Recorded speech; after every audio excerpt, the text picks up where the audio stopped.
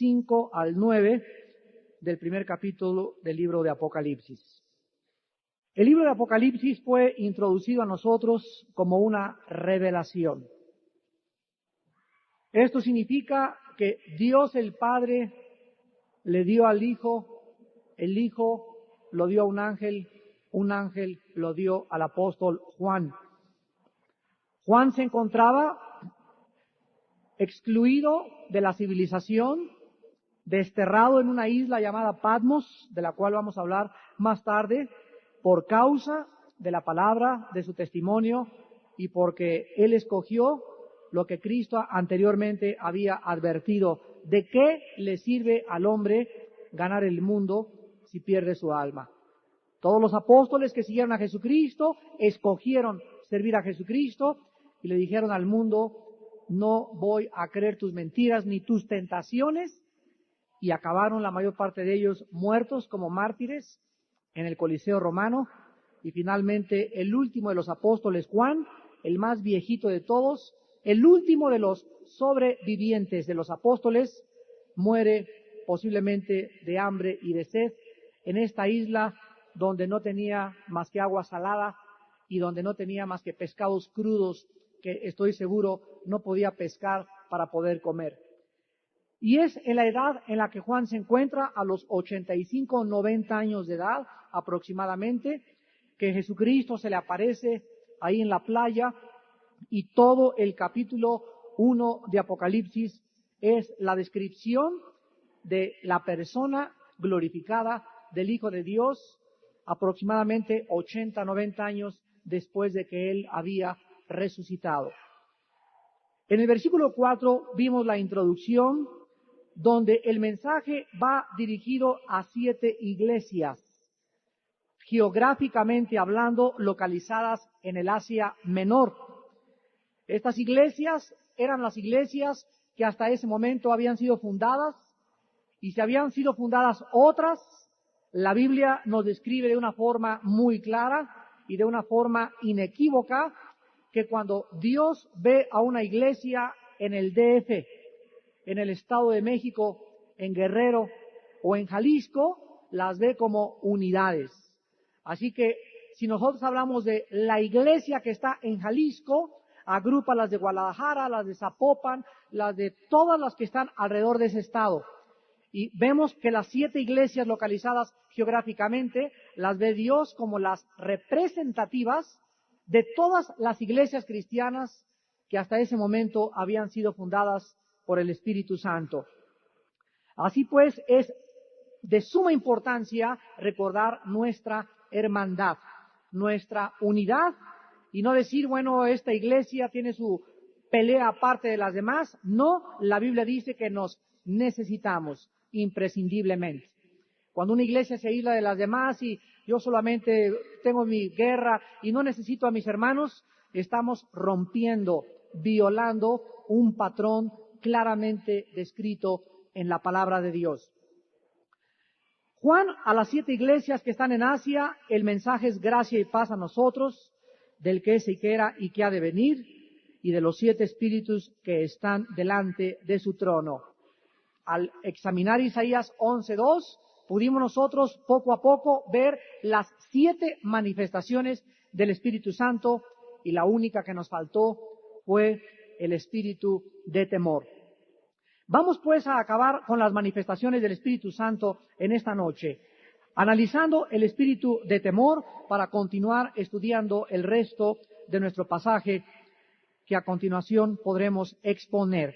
Cuando la Biblia dice que al recibir el Espíritu Santo recibimos un espíritu de temor, no es el temor común y corriente usado o el temor negativo a las 3 cosas a las que no debemos tenerles temor. La Biblia menciona 4 temores. 3 son negativos y solo 1 es positivo.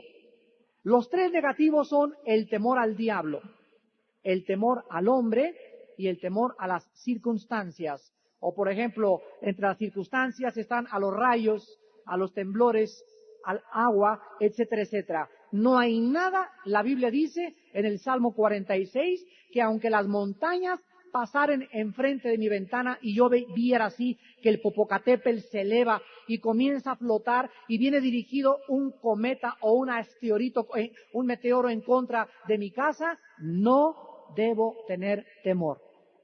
Porque si el Popocatépetl se viene contra mi casa o un meteoro viene contra mi casa, todo está controlado por Dios. Para mí el morir es Cristo. Estoy listo para esperar la muerte en el momento en que Dios así lo decida. Entonces hay 3 temores que son negativos. Pero la Biblia menciona un temor. Y este temor no es producido por el hombre, por el diablo, por las circunstancias, ni tampoco por ningún ser humano. Es producido por el Espíritu de Dios. Una de las manifestaciones del Espíritu Santo en nuestra vida es que comencemos a crecer en el temor de Dios. ¿Qué cosa significa temer a Dios? Desgraciadamente la gente que no es cristiana, cuando hablamos o enseñamos de el temor de Dios, inmediatamente como lo asocian con lo negativo, dicen, ¿por qué le voy a tener miedo a Dios? Sin embargo, el temor de Dios solo puede ser comprendido por aquellos seres que tienen su cuerpo como residencia del Espíritu Santo. El temor de Dios es una conciencia continua de que Dios nos ve. Otra vez, el temor a Dios o tener temor de Dios es estar conscientes de que cada palabra que digo, cada pensamiento que pienso, cada acción que realizo, no hay nada absolutamente que pueda esconderle a Dios. Dice Hebreos 4:13 que todas las cosas están abiertas y desnudas delante de aquel a quien tenemos que rendirle cuentas. Temor de Dios es estar conscientes que estamos vigilados. Es estar conscientes que hay un ser supremo, que las 24 horas del día nos observa. Sus ojos nos ven, sus párpados nos observan, describiendo uno de los salmos, esta acción de Dios. Solo el cristiano puede caminar en la vida como José, que se encontraba en Egipto en un castillo donde no había nadie, no había sirvientes, no había quien lo estuviera espiando. Y viene la esposa del capitán de la guardia de Egipto y le dice, ven, Pepito, acuéstate conmigo. Y José le dijo, pues déjame ver si no hay por algún fisgón, o a ver si no hay cámaras ocultas, o déjame ver si no hay por alguna ventana que desde lejos me puedan fotografiar. José ni siquiera pensó en eso. Él dijo, ¿cómo puedo yo pecar en contra de Dios? Él estaba consciente de que aunque no hubiera seres humanos a su alrededor, había un Dios que estaba viendo, y dice la Biblia, nuestros caminos están delante de Jehová. Así pues, este temor de Dios es una conciencia que debemos de cada día sensibilizar, mantener, alimentar, para darnos cuenta que todas las cosas que pensemos, que hagamos, o que discernamos, o que meditemos en nuestro corazón, Dios nos va a pagar con cada cosa que nosotros hayamos hecho. No hay un solo pecadito, una sola canita al aire. No hay nada desapercibido por el Dios Todopoderoso. Y la Biblia nos dice que no nos engañemos, que no nos pasemos de listos. Dios no puede ser burlado. Todo lo que el hombre siembre, el hombre también segará. Veamos algunos ejemplos de la falta de temor de Dios en el libro de Ezequiel, capítulo 8 y capítulo 9. Aquí en el capítulo 8 y 9 de Ezequiel, la Biblia está describiendo los últimos días de Jerusalén, del grande juicio que cayó en contra de los israelitas cuando fueron llevados finalmente las 2 tribus del sur a Babilonia bajo el reinado de Nabucodonosor. Y en el libro de Ezequiel ya están en la cautividad los judíos, lamentándose, oprimidos, sin ropa, sin comida, como esclavos. Y Ezequiel se encuentra en medio de todos estos judíos que fueron llevados prisioneros, repito, a Babilonia, lo que es ahora Irak, por el rey Nabucodonosor. Y comienzan los judíos a preguntarse, ¿pero por qué nos abandonó Dios? ¿Por qué merecemos esto que estamos pasando? ¿Por qué le pasó esto a mi casa? ¿Por qué me pasó esto a mí? No es justo si Dios, yo creí que me iba a dar esto, me iba a dar una esposa, me iba a dar una novia, me iba a dar aquello. Y comenzaron a hacer las preguntas que muchos de nosotros nos hacemos. Y la Biblia dice que el corazón es perverso y engañoso. Y que la mayor parte de las veces nuestra conciencia está tan cauterizada y tus pecados te han hecho tanto daño que llega el momento que crees que es injusto Dios con lo que ha enviado a tu vida. Y no has analizado el último mes, los últimos 6 meses o el último año, lo que realmente ha sido tu vida. Y cuando ves la cosecha, te volteas y le echas la culpa a Dios. Dios le dice a Ezequiel, mira Ezequiel, te voy a llevar a un viaje al pasado. Y Dios regresa al pasado a Ezequiel en este capítulo 8, 9 y 10 y lo introduce adentro del tabernáculo cuando se encontraba el pueblo de Israel disque adorando a Dios. Y comenzaron los líderes de Israel y el pueblo de Israel a expresar falta de temor de Dios.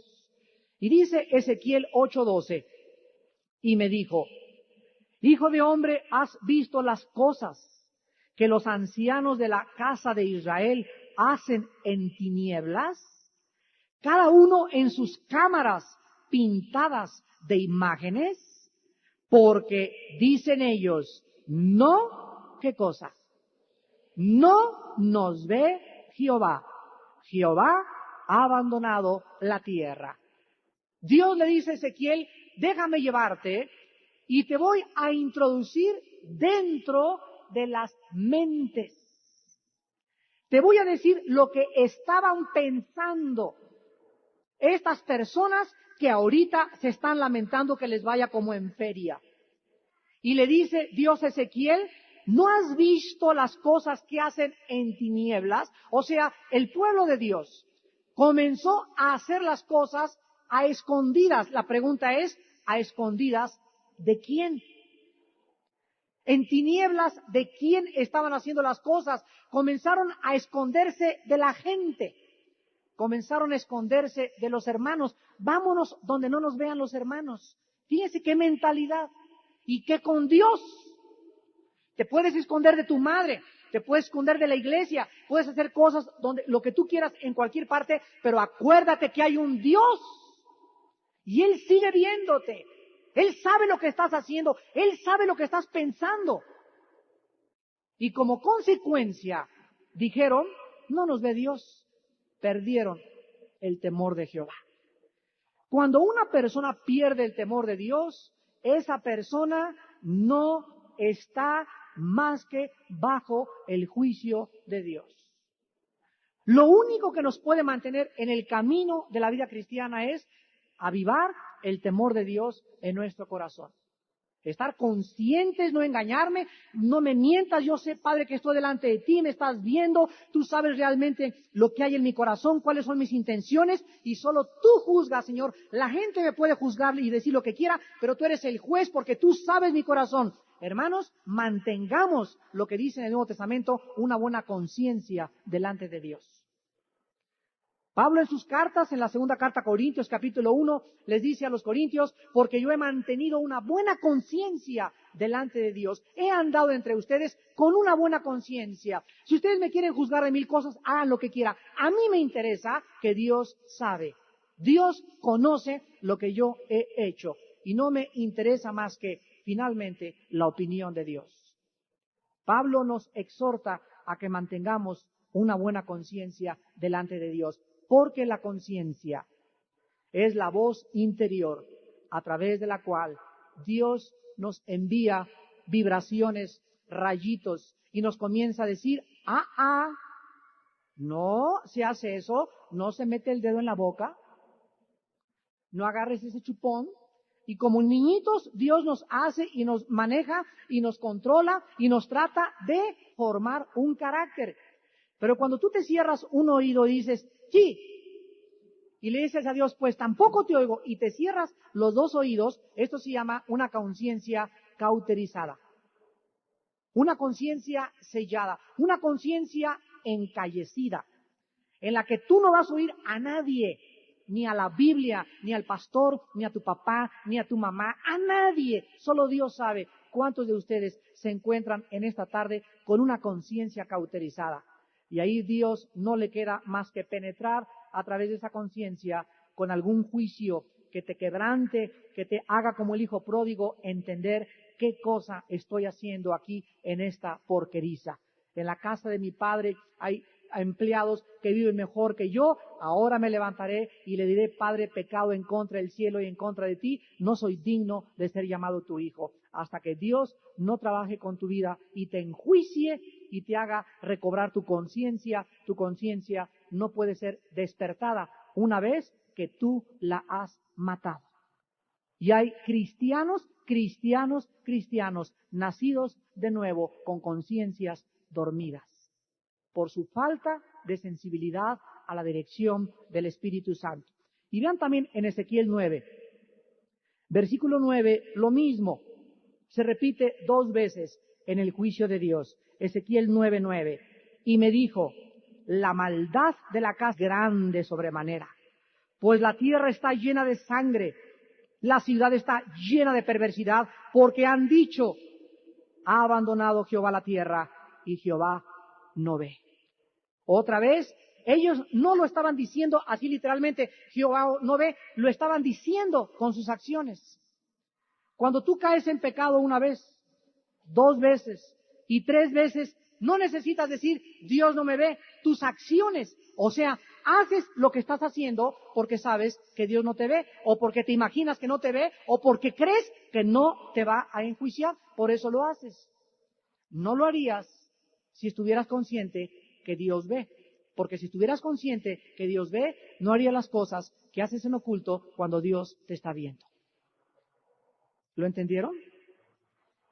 Ahora, dice la Biblia en Proverbios 28, versículo 14, que el temor de Dios es una dicha, es algo maravilloso. Dice Proverbios 28, 14, bienaventurado, o sea, feliz, dichoso el hombre que siempre teme a Dios. Mas el que endurece su corazón caerá en el mal. Vean ustedes el mantener la conciencia despierta y el endurecerte. Una persona que teme a Dios es una persona que está caminando por fe. Es una persona que está agradando a Dios porque sin fe, Hebreos 11:6, es imposible agradar a Dios. Entonces, si tú caminas en fe, es porque estás caminando bajo el temor de Dios. Tú no puedes divorciar la fe del temor de Dios. Es como una moneda de 2 caras. Si llego al banco y le digo a una señorita, aquí trae una moneda, pero no trae el águila, nada más trae el sol, me dice la señorita, pues es una cosa que aunque traiga el sol, falta el águila. No, pero está el sol, pero falta el águila. Pero no se la cambio, porque tienen que ir las 2 caras. Así, la fe y el temor de Dios son inseparables. Tú no puedes decir tengo fe y vivir sin temor de Dios. Si tú vives en el temor de Dios, tú estás caminando por fe. Dice la Biblia en Hebreos 5:7 que el Señor Jesucristo tenía este temor, lo cual nos confirma que no era el temor negativo que los humanos conocemos. Dice Hebreos 5:7, y Cristo, en los días de su carne, ofreciendo ruegos y súplicas con gran clamor y lágrimas al que le podía librar de la muerte, fue oído a causa de su temor reverente. Vemos de qué forma cuando demostramos el temor de Dios, Dios abre su oído. No hay cosa que Dios esté más dispuesto a escuchar que a un hijo y a una hija que Él sabe que le teme, que anda por la derecha, que tiene convicción, que lo está viendo. Dios, dice la Biblia, estaba en una comunión perfecta e ininterrumpida con su Hijo porque Jesucristo era lleno de la plenitud del Espíritu Santo. Y en esta plenitud se encontraba el temor de Dios. Y finalmente, vean ustedes, por ejemplo, en Hebreos 12, en el capítulo 12 de Hebreos, versículo 28, que la Biblia nos muestra finalmente que nosotros debemos de vivir bajo este temor. Así que, recibiendo nosotros un reino inconmovible, tengamos gratitud y mediante ella sirvamos a Dios agradándole con temor y reverencia. Dice Hebreos 11:7, y sin fe no se puede agradar a Dios. Vuelvan ustedes otra vez a ligar el temor y la fe.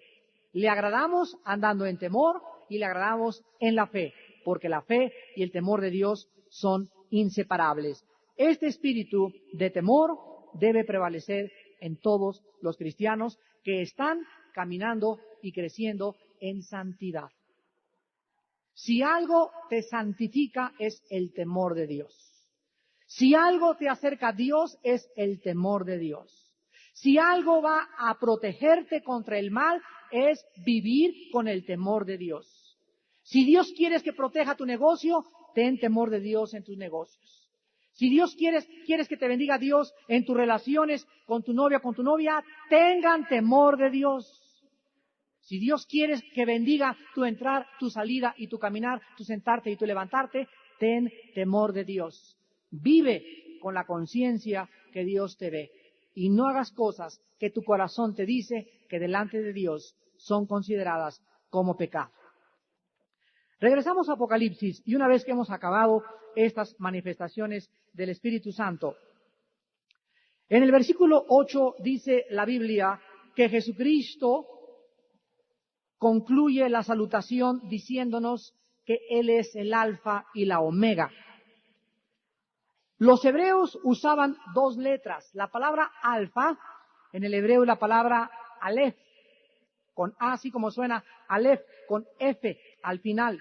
Y la palabra omega es la palabra hebrea taú, o la vocal taú, así como suena T-A-U, alfa y omega en hebreo, alef taú. Y cuando Dios dice que Él es el alfa y la omega, es un atributo que le corresponde y es inherente solo a la divinidad. El alfa y la omega es la fuerza principal y la fuerza final que ha consumido lo que está en medio. Y cuando Dios dice, yo soy el alfa y la omega, el principio y el fin, el que es, el que era, el todopoderoso, nos está indicando la totalidad absoluta en la cual no falta nada. Dios es absoluto, no le falta nada absolutamente. Si Dios es el principio y Dios es el final en la creación y en tu vida, se cumple lo que dice Filipenses 1:6, Dios perfeccionará hasta el fin la obra que comenzó en nosotros. Si Dios comenzó el universo, Dios va a acabar el universo. Si Dios comenzó en tu vida con una nueva vida, Dios la va a acabar. Dios no deja que las circunstancias, de una forma accidental, fortuita y de acuerdo a la suerte, puedan manifestarse o desenvolverse a través del tiempo-espacio. Dios crea, Dios sostiene y Dios controla. Así pues, Dios no dijo que sea el mundo, que sea Marte, que sea la Tierra, y pues hay que dar las vueltas que quiera la Tierra, el sol que se caliente cuando quiera calentarse, cuando salga la primavera que quiera salir, y cuando los pajaritos quieran cantar, que canten. La Biblia dice en Hebreos 1, del 1 al 3, Dios, habiendo hablado muchas veces y de muchas formas en otros tiempos por los profetas, en estos últimos días nos ha hablado por el Hijo, a quien constituyó heredero de todo y por quien asimismo hizo el universo, el cual siendo el resplandor de su gloria y la misma imagen de su sustancia y el que sostiene. El Hijo está encargado de sostener los átomos, la cohesión, el aliento, la vida, el sol, la existencia y todo lo que nos rodea. Jesucristo sostiene todas las cosas y Hebreos 1:3 lo dice, por la palabra de su poder. Esta palabra que puso en movimiento el universo, esta palabra que fue la que hizo que Lázaro se levantara de la tumba, esta palabra, porque la fe es por el oír y el oír por la palabra de Dios, que me dio vida. Yo estaba en un valle de huesos secos, donde era un esqueleto ahí tirado en un barranco, y oí la palabra de Dios y envió su Espíritu Dios y formó tendones, músculos delante de mí y nos levantó como un ejército de muertos. Ahora somos un ejército de vivos. Este Dios que nos dio vida espiritual y vida física, es el Dios que acabará y completará la obra que Él comenzó. Esto significa que Él es el Alfa y la Omega. ¿Y por qué se introducen estas palabras aquí en esta porción de Apocalipsis? Porque Apocalipsis es la Omega. Apocalipsis es la revelación final. Después de Apocalipsis ya no hay nada en la Biblia. Es el final de la revelación de Dios. Ya Dios no nos ha revelado nada más. El que quiera agregarle, así acaba Apocalipsis, algo, o el que le quiera quitar a la Biblia, recibirá las maldiciones que Dios ha escrito en su ley. Entonces, Apocalipsis es el final, la consumación del plan descriptivo de Dios para que nosotros lo podamos comprender y para que podamos entenderlo siempre y cuando caminemos bajo el temor de su control. Ahora, dice la Biblia, por ejemplo, en Job capítulo 37, en el Antiguo Testamento, relacionados con el poder de Dios y la creación. ¿De qué forma, al decir yo soy el Alfa y el Omega, el Todopoderoso, entramos a conocer a un Dios en la Biblia que aunque solamente la palabra Todopoderoso sea para ti un término ambiguo que no describa realmente con precisión su significado, la Biblia sí nos muestra de una forma clara el significado del poder de Dios. Dice en Job capítulo 37 del 5 al 7, truena Dios maravillosamente con su voz. Él hace grandes cosas que nosotros no entendemos. Porque a la nieve dice, desciende a la tierra. También a la llovizna y a los aguaceros torrenciales cae en el periférico y cae la lluvia. ¿Eso dice? No, pero se insinúa, ¿verdad? Porque dice que todas las aguas torrenciales están bajo el control de Dios. Así hace retirarse a todo hombre para que los hombres todos reconozcan su obra. Ahora vean en el capítulo 10, ahí mismo en el capítulo 37 del 10 al 13. Despierta además el oído, ya me brinqué. Por el soplo de Dios se da el hielo y las anchas aguas se congelan. Regando también llega a disipar la densa nube y con su luz esparce la niebla. Asimismo, por sus designios se revuelven las nubes en derredor para hacer sobre la faz del mundo, en la tierra, lo que Él les mande. Unas veces por azote, otras por causas de su tierra, otras por misericordia, las hará venir. La Biblia nos explica por qué muchas veces hay inundaciones. ¿Por qué hay veces que cae una lluvia de nieve, que cae tormentas de nieve que traen 4, 5, 6 pulgadas de altura y de espesor? Dice la Biblia unas veces por misericordia, hay veces que la tierra necesita el agua y tenemos que sufrir los humanos para que crezca la hierba y los animales puedan beber, y otras veces por juicio en contra de nosotros. Pero los fenómenos sobrenaturales, como son los huracanes, la nieve y la lluvia, todo, la Biblia dice, está controlado por el Dios Todopoderoso. Y ahora vean a continuación a la vuelta de Job en el libro de los Salmos, en el 104, versículos del 19 al 30, lo que la Biblia nos muestra del Todopoderoso Dios de la creación. Dice el Salmo 104, versículo 19 en adelante. Hizo la luna para los tiempos, el sol conoce su ocaso. Pone las tinieblas en la noche, en ella corretean todas las bestias de la selva. Los leoncillos rugen tras la presa para buscar de Dios su comida. Sale el sol, se recogen, se echan en sus cuevas, sale el hombre a su labor y a su labranza hasta la tarde. Cuán innumerables son tus obras, oh Jehová, hiciste todas ellas con sabiduría. La tierra está llena de tus beneficios. He aquí el grande y anchuroso mar, en donde se mueven seres innumerables, seres pequeños y grandes. Allí andan las naves, allí este leviatán que hiciste para que jugase en él.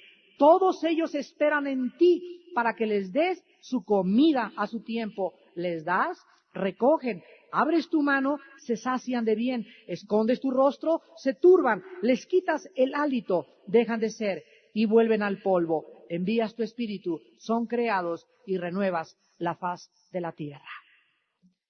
En este pasaje maravilloso de la Biblia se describe el ciclo de la vida animal, vegetal y humana. Todo, absolutamente, los pajarillos en la mañana. Pillo, pillo, pillo. Están ellos ahí con su piquito esperando que la mamá vaya a recoger un gusano y se los lleve a su piquito. ¿Ellos están esperando? ¿Sí? Pues no. Porque ese gusano, ¿quién le dice a la mamá dónde encontrarlo? ¿Quién puso ese gusano? ¿Y cómo es posible que ese gusano sea exactamente la clase de alimento? ¿Por qué no les lleva una manzana o una pera que no les entra? Porque Dios diseñó que esos pajarillos chiquititos puedan sobrevivir de puros gusanos, no de leche, porque la pajarita, la mamá pájaro, no les puede dar leche.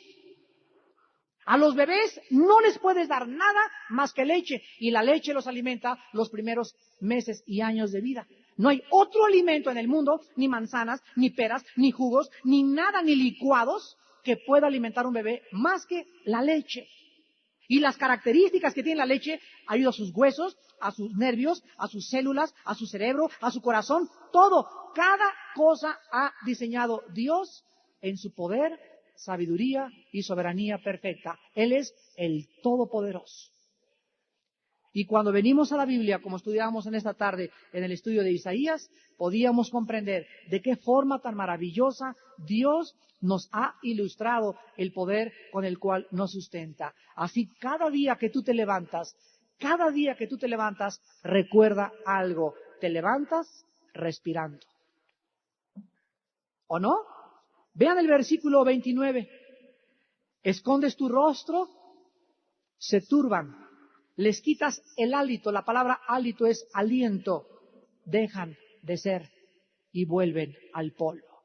¿Cuántos de ustedes han visto al levantarse a la persona que tienes junto a ti, un hijo, tu padre, tu madre, tu esposo o tu esposa, que ya se levantaron sin respirar?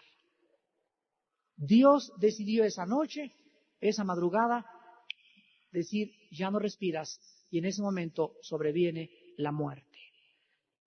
La respiración, dice la Biblia, está controlada por el Todopoderoso, El Shaddai. Dice en el libro de los Hechos, capítulo 17, porque en Él somos y nos movemos y existimos. Nuestro ser, nuestro aliento, nuestra vida, nuestra fuerza, todo depende diario de un Dios misericordioso, poderoso, fiel, lleno de ternura, esperando que todos los días le adoremos y le demos gracias al levantarnos. Padre, gracias por el don de vivir. Por la gracia que me das de oír los pájaros, por poder respirar, por poder en este día a alguien decirle, Dios te ama, ven a Jesucristo. Por hacerle un favor a alguien, algo que no voy a recuperar nunca. Y así comenzamos a contar nuestros días trayendo sabiduría a nuestro corazón, porque vivimos a la luz de la eternidad. Hasta que no vivamos bajo esa perspectiva, nunca podremos realmente darle a nuestra vida el significado y el propósito que Dios quiere que tengamos. Y finalmente, el apóstol Juan, en el capítulo 9 de Apocalipsis 1, nos dice que Él era nuestro hermano. Número 1. 2, copartícipe. Copartícipe significa participar junto con alguien. Juan se identifica con nosotros como hermano, como copartícipe en la pachanga de la vida cristiana. Eso dice que Él es copartícipe nuestro en la tribulación. 3, en el reino. 4, en la paciencia de Jesucristo. En todo esto, entendámoslo, todos los cristianos tenemos que participar. Tenemos que participar de nuestra hermandad, de nuestras tribulaciones, del reino y de la paciencia de Jesucristo. Veamos esto a continuación de una forma breve. En primer lugar, cuando la Biblia nos llama hermanos, el término tiene una connotación diferente a la que tiene en los evangelios y en otras partes de la palabra de Dios. Una vez me encontré a una persona muy religiosa que me dijo, la madre de Jesucristo no tuvo más hijos. Y yo le dije, bueno, si usted lee Mateo capítulo 13, del 50 en adelante, ahí se mencionan los nombres y dice los hermanos de Jesús fueron tal y tal y tal y tal. Y ella me dice, no, eran sus parientes.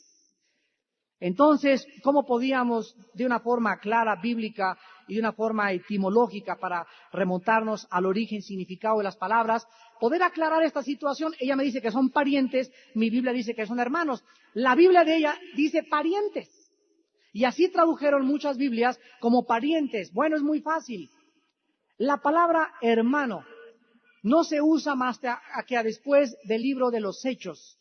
50 días después de la resurrección de Cristo, cuando Pentecostés, la fiesta de los judíos, se llevó a cabo, el Espíritu Santo cayó, y desde el momento que el Espíritu Santo cayó sobre los seres humanos para hacer de sus cuerpos su morada, a partir de ese momento en adelante surgió la hermandad en Cristo. ¿Qué significa que somos hermanos en Cristo? Bueno, pues yo tengo un hermano en la carne, hermanas en la carne, y somos hermanos en la carne porque tenemos un origen común, tenemos los mismos progenitores. Mi padre y mi madre fueron sus padres y sus hermanos, y su madre. Venimos de la misma sangre de mi padre y mi madre y crecimos juntos, y eso nos hace hermanos en la carne. Pues todos nosotros tenemos en común también el mismo Padre. Y si tú naciste de Dios, y yo nací de Dios mediante el esperma de Dios y el óvulo de Dios, somos hermanos en Jesucristo espiritualmente por toda la eternidad. Yo no le puedo decir a un musulmán hermano. Yo no le puedo decir a un católico ni al Papa hermano. No le puedo decir a un testigo de Jehová hermano. No le puedo decir a ninguna persona de ninguna religión hermano. Ya lo vimos en el desayuno, en el ecumenismo y la Biblia. Le puedo decir amigo y le puedo apreciar y le puedo dar muestras de amor, pero mi hermano no puede ser mi hermano en Cristo hasta que él no nazca de nueva y reciba el Espíritu Santo. Dice Juan 1:12, a los que le recibieron, a los que creen en su nombre, les dio la potestad, o sea, el privilegio, el poder de ser hechos, llamados hijos de Dios.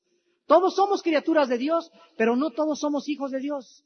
Somos hijos de Dios y como consecuencia hermanos cuando creemos en la muerte sustitucional y vicaria del Hijo de Dios en la cruz del Calvario con su sangre por lo que nosotros hemos creído. Entonces Juan se identifica como nuestro hermano. En los evangelios, Cristo les dijo, ya no les llamo siervos. En el evangelio eran siervos. Eran discípulos, no eran hermanos. Tú nunca oirás que le diga Pablo a Pedro en los evangelios, oye hermano, oye brother, pásame esto, pásame aquello. Se llamaban por su nombre. Repito, la hermandad no existía más hasta que la iglesia fue formada. Cuando el evangelio dice hermanos, se usa la palabra adelphos. Apúntala en el griego. Y esta palabra indica de una forma clara, hijo de la misma madre. Si María, escuchen, no hubiera tenido más hijos, si María no hubiera tenido después de casarse, porque no hay la menor duda que se casó con José, porque estaban desposados, y si María no tuvo hijos o no tuvo más hijos, o sea, no tuvo relaciones con su marido, estaba violando la ley de Dios. En 1 Corintios 7, versículo 3 y 4, la Biblia dice a los que están casados, no se nieguen el uno al otro, a no ser por un tiempo de mutuo consentimiento, para que no os tiente Satanás con su incontinencia. La Biblia dice que el sexo dentro del matrimonio es un deber conyugal. Es un deber divino. Y cuando una mujer usa el chicote con el esposo, le dice, pues ahora no, y ahí se me echa, y ahí se me queda 15 o 20 días, o un mes, o 2 meses, o 6 meses, y el marido comienza en la noche a ladrar. La mujer está empujando al marido a cometer adulterio. Ella es adúltera por obligar a su marido al adulterio. Así que si María y José no tuvieron relaciones, estaban violando la ley de Dios, que manda que dentro del matrimonio sea, Hebreos 13, honroso, sea el lecho sin mancilla, pero a los fornicarios, los adúlteros, los juzgará Dios. Entonces Juan, hermano de nosotros y copartícipe nuestro en la tribulación, nos muestra que al ser hechos hijos de Dios y al ser hermanos, debemos de sufrir juntos. Porque vamos juntos a través de muchas tribulaciones entrar al reino de Dios. No hay cristianos que sufran más que otros. Todos en diferentes épocas de la vida tenemos que sufrir persecución, rechazo, malos tratos, calumnias, conspiraciones, ataques, etcétera, etcétera. Los que vivan piadosamente, o sea, los más santos, serán los más atacados. Porque son los que el diablo lanzará sus dardos de fuego más constantemente en contra de ellos. Y al decir que somos partícipes de la tribulación, nos está mostrando que la tribulación es necesaria. Las pruebas son necesarias, Romanos 5:3, porque la tribulación produce en nosotros paciencia.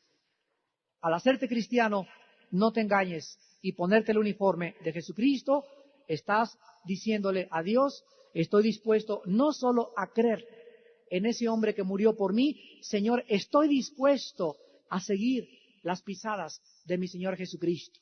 Y Jesucristo comenzó a caminar hacia el monte de Calvario. ¿Estás dispuesto a morir con Él? Y si en tu corazón no existe esta convicción de sufrir por Cristo, dice Romanos capítulo 8, no podrás reinar con Él. Porque reinaremos si sufrimos primero con Él. Porque es a través de las tribulaciones y del sufrimiento que demostramos que verdaderamente le seguimos con todo nuestro corazón. Hermanos en Jesucristo, nos estamos acercando al final de la época de Dios. Las cosas en el mundo no son como ahora el 1-1 Italia-México.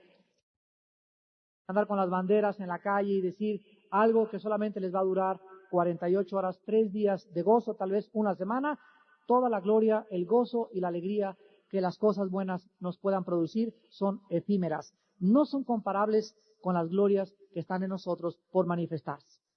Es tristísimo ver a la gente llena de gozo por 2 o 3 días y después regresamos al caso Colosio.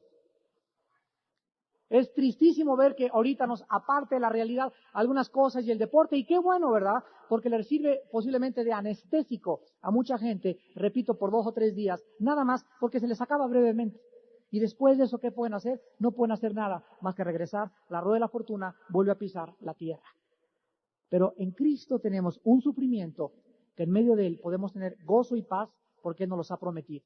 ¿No quisieras tú en esta noche tener la seguridad y la paz que solo Jesucristo te puede dar?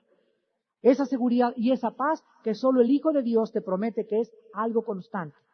Pero esto solamente viene mediante la consagración y la tribulación en el nombre del Hijo de Dios. Señor, en esta noche te damos las gracias por tu palabra una vez más. Te damos las gracias, Padre, porque nos has mostrado de una forma maravillosa y constante que somos tus hijos y que dependemos de ti. Que no hay nada ni nadie en este mundo y en este universo que nos puedan causar daño, porque en tus manos estamos. Y nadie nos podrá arrebatar de tu mano. Te damos gracias porque tú eres el Dios poderoso, el principio y el final. El que ha entrado a nuestra vida en algún día del pasado a revolucionar nuestra vida, a transformar nuestra vida y a completar y a acabar lo que tú iniciaste en nuestro corazón. Gracias, Señor, porque tú eres el principio y el fin, y tú iniciaste en nosotros y tú terminarás lo que tú tienes propuesto desde antes de la fundación del mundo. Te damos gracias, Señor, por nuestra hermandad, porque esto es posible gracias al Espíritu Santo. Tu palabra dice lo que hemos visto, lo que nuestros oídos han oído, lo que nuestras manos palparon tocante al verbo de vida. Esto les anunciamos para que ustedes también tengan comunión con nosotros. Y nuestra comunión verdaderamente es con el Padre y con el Hijo de Dios.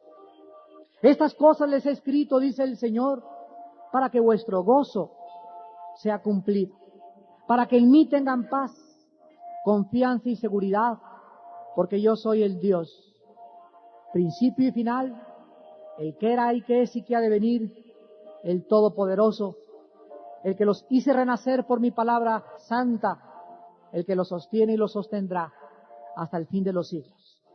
No tengan miedo, mi pequeña manada, no los dejaré nunca, no los desampararé, pero recuerden con todo su corazón, tengan temor de Dios. El temor de Dios nos dará la felicidad y la santidad. El temor de Dios moverá a Dios a inclinar su oído a nuestra oración, y el temor de Dios nos llenará de paz y de tranquilidad, porque es mejor vivir con poco bajo el temor de Dios que con lo mucho llenos de ansiedad. En el nombre de Cristo, bendito Jesús, que te adoramos y te servimos. En tu nombre, Señor. Shalom, shalom.